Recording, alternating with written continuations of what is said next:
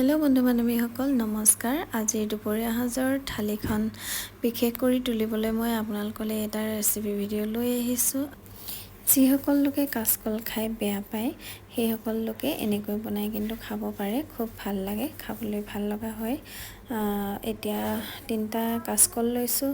তাৰপিছতে মই বাকলিখিনি ভালকৈ গুচাই ধুই ল'ম এনেকৈ।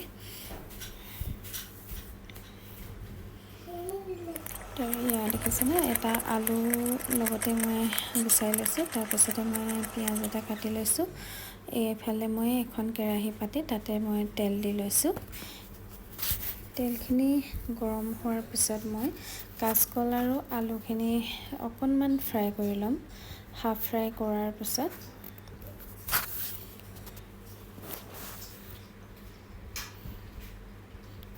হাফ ফ্ৰাই কৰি লৈছোঁ। তাৰপিছতে মই কাটি থোৱা পিঁয়াজখিনি দি লৈছোঁ।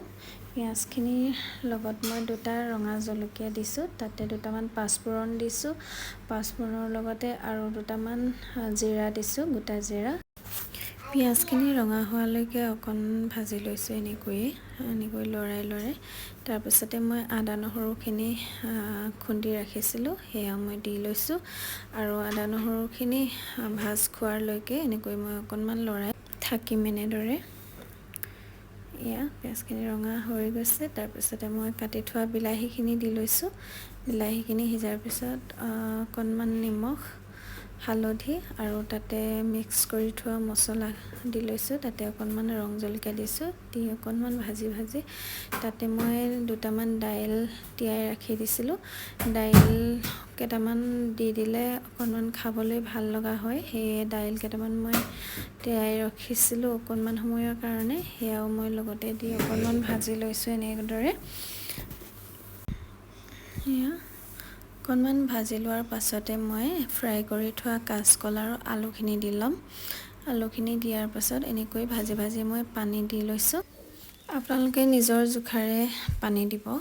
পানীখিনি দিয়াৰ পাছত মই ভালকৈ দাইলখিনি সিজিবৰ বাবে ঢাকি ৰাখিম অলপ সময়ৰ বাবে।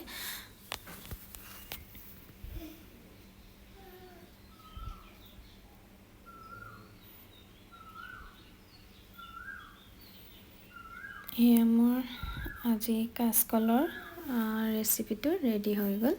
এয়া দেখিছেনে, গৰম ভাতৰ লগত মই খাবলৈ থালিখন সজাই লৈছোঁ। লগতে এটা আমলেট এড কৰিছোঁ। এয়া কটা পিঁয়াজ আৰু লগত বিজলকীয়া। আৰু মোৰ এই একেবাৰে সহজ ৰেচিপিটো আপোনালোকেনো চাই কেনে পালে তাকে কমেণ্ট কৰি জনাবলৈ কিন্তু নাপাহৰিব। আৰু নতুন এনেদৰে ৰেচিপি ভিডিঅ' পাই থাকিবৰ বাবে নতুনকৈ অহাসকলে মোৰ পেজটো ফ'ল' কৰি থৈ যাব। আৰু মোৰ ভিডিঅ'টো শেষলৈকে আপোনালোকে চোৱাৰ বাবে থেংক ইউ।